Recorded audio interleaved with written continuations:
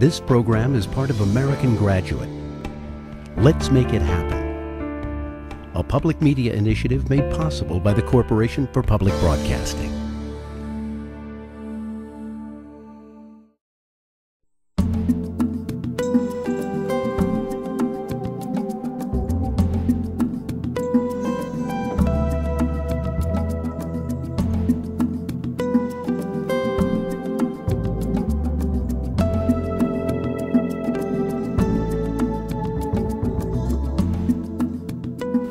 Want your cup, Tasia?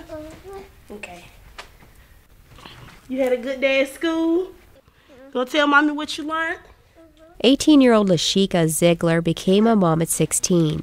She lives in an apartment in North Winston-Salem with her 2-year-old and her 6-month-old daughters. Each day, she struggles to be a mother and a high school sophomore. Monday through Friday is hard. I'll be trying to get myself ready and get them and try and get a little breakfast in, and I can be doing my homework and my daughter want to write, scribble, draw. Lashika is one of around 40 teen parents in Forsyth County currently benefiting from a program that pays to get her children from home to daycare and back again 5 days a week. The money is from a $33,000 grant from the Kate B. Reynolds Charitable Trust. It's administered by the Work Family Resources Center in Winston-Salem. But Winston-Salem Forsyth County Schools social worker for teen parents and their families, Faith Lockwood, says she's concerned about the future of the program. Those students would not be in school if they did not have child care transportation now. They could not find any other resource to get their children to daycare, so they would simply not be in school. The grant for the Kate B. Reynolds Charitable Trust is only a temporary fix. Lockwood worries about future funding sources for transportation costs. 20-year-old Dante Cruz is Lashika's boyfriend and father of her 2 children.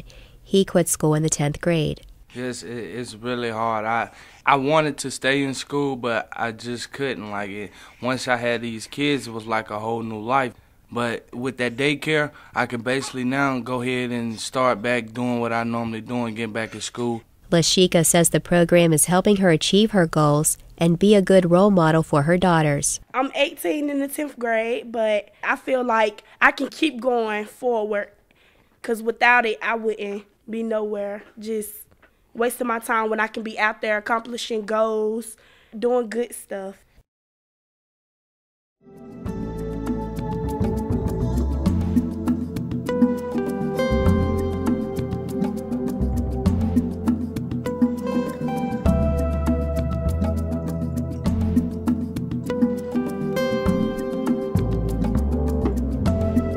Studies published as far back as the late 80s showed that children's reading scores at the end of 3rd grade could accurately predict their high school achievement by 80%. Wayne Foster, project director for a program aiming to transform 16 schools in the Winston-Salem Forsyth County School District, points to those studies and the latest national test results, which show that 34% of 4th graders are below a basic level for literacy, and says something must be done. A third of our kids coming into kindergarten behind. A third are behind in 4th grade. A third are behind in 8th grade. Almost a third, a quarter to a third of students never graduate. Do you think those are different sets of kids? No, it's cohorts of children that come into kindergarten. We never catch them up, and they never do well. Vowels. They are called vowels. Let's name the vowels together. These 2nd grade students at Sedge Garden Elementary School get extra assistance in reading thanks to their primary reading teacher, Sally Sykes. They were basically maybe 2 years behind on the kindergarten level, but we've moved them up closer to the 1st grade level, and we have hopes of progressing past that and getting them on grade level by the end of the year. Sykes has been a teacher assistant for 27 years. I just have a passion to work with those kids. They can't go to middle school way below grade level. That's when they're going to get into trouble. The key to their progress in math is reading. They can't do their story problems if they can't read. They can't learn their content in science and social studies if they can't read. That's where it will pay off, and we've got to catch them young. A universal screening for literacy has been adopted for kindergartners through second grade. The boys Sally Sykes is working with today were identified through such screening, and as a result, they're getting the individual attention they need to catch up.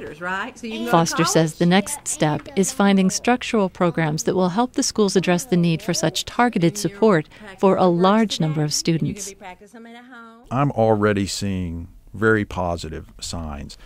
But I predict that if we do a really good job in K2 and K3, the issues that we're seeing in middle and high school with behavior, gang-related stuff, children dropping out, those things are a function of poor achievement.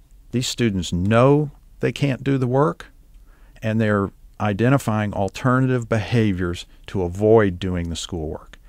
So I'm thinking what we're doing now is really a different support structure for K3. It's going to be a game changer for fourth grade on up.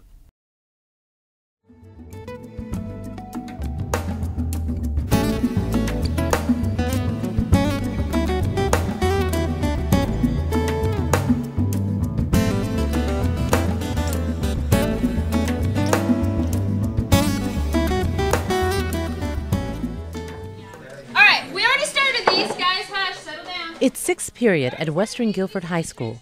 Jessica Pennick is teaching standard biology to about 30 students. The class is a mixture of freshmen through seniors. Students talk disruptively with their friends in spite of Pennick's repeated warnings for them to pay attention. Hold on. Guys, too much talking. To be able to talk over a class with 30 kids in it and get 2 minutes where they're not making too much noise is tough. To not make enemies out of them and get the control you need is not a science but an art. Pennick specializes in working with low-skill students, but she says having low and high-performing students in the